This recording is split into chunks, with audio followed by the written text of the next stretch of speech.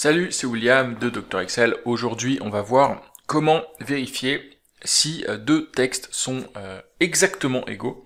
Et on va voir un petit peu ce que, voilà, les erreurs qu'il peut y avoir, qu'est-ce que ça veut dire égal ou exactement égal, quelles sont un petit peu les subtilités qu'il peut y avoir là-dedans. Donc, comme d'habitude, on va faire ça avec des formules, donc je vais te donner le fichier avec toutes les formules et tous les exemples qu'on va voir. Tu pourras le télécharger juste sous la vidéo, tu as le lien juste en dessous.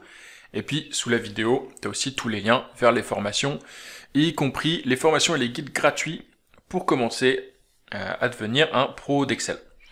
Alors, qu'est-ce que ça veut dire exactement égal? Si je te prends deux nombres égaux, par définition, on va prendre des nombres égaux et différents. Si je fais égal, je vais calculer si... qu'est-ce que je fais?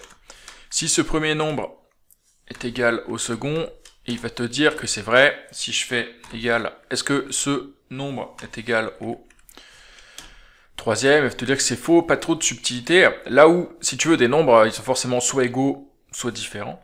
Là où c'est un peu subtil, c'est si tu as un texte, si je mets un texte en normal comme ça, et en majuscule, est-ce que c'est le même texte ou pas? Et notamment dans les formules, est-ce que je vais détecter que c'est le même texte ou pas?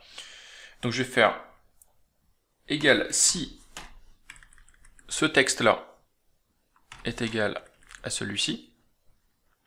Alors on va mettre égal. Et sinon on va mettre différent. Ok? Avec deux F.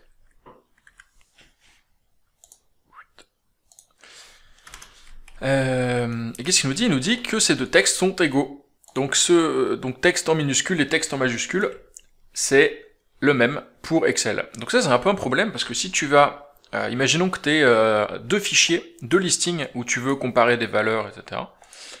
Et bien les minuscules, c'est la même chose que les majuscules pour Excel, en tout cas pour cette formule, pour la formule égale qui compare deux textes. Donc ça c'est un peu problématique si tu as si tu as des références où en fait minuscules et majuscules sont différentes pour toi, c'est-à-dire que tu respectes la casse, est-ce que c'est une majuscule ou une minuscule. Si tu veux que la casse soit prise en compte, que les minuscules et majuscules soient différentes, il faut utiliser une autre formule qui n'est pas égale, c'est exact. Et donc, qui va comparer si ces deux textes sont exactement le même. Et donc la formule qu'on va utiliser, c'est exact de texte 1, texte 2. Et là, il va nous dire, c'est différent, parce que tu as une partie en majuscule, une partie en minuscule. Donc c'est cette nuance qui est importante de connaître. C'est si on veut respecter la casse ou pas dans une égalité, dans une comparaison de deux textes. Si c'est pas important, on va utiliser une comparaison normale, donc avec un signe égal.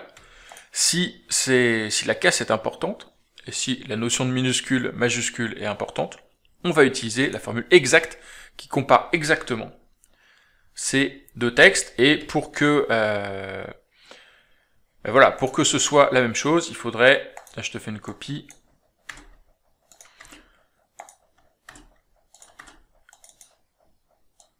hop, si j'arrive à le modifier correctement, pour que ce soit correctement, il faudrait que je mette les deux écrits similairement, il va me mettre que c'est égal. Voilà, donc j'espère que ça va t'éviter d'avoir des erreurs de recherche ou de comparaison de texte dans tes fichiers. Je te laisse télécharger les exemples juste en dessous. Tu as le lien, tu as les liens vers toutes les formations et les guides gratuits aussi, juste en dessous dans la description de la vidéo. Et puis je te dis à demain pour une nouvelle vidéo. N'oublie pas de t'abonner pour la recevoir dès qu'elle est publiée. Allez, ciao.